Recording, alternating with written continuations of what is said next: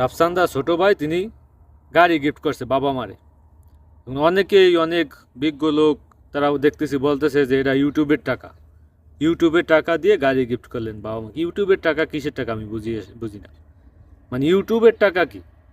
আপনাকে বলতে হইবে যে পরিশ্রমের টাকা, অথবা রাফসান দা ছোট ভাই তার নিজের টাকা দিয়া সে গাড়ি গিফট করছে। মানে আপনি বললে দিলেন ইউটিউবের টাকা, মানে ইউটিউবের টাকা কি? ইউটিউবের কি কোনো টাকা হয়?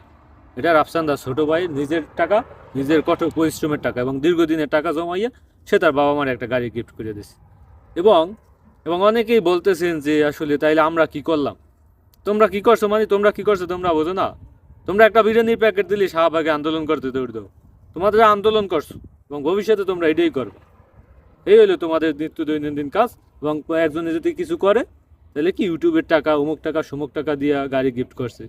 তো করো, তুমিও করো, তোমার তো কেউ মানা করে না, এটা তো উন্মুক্ত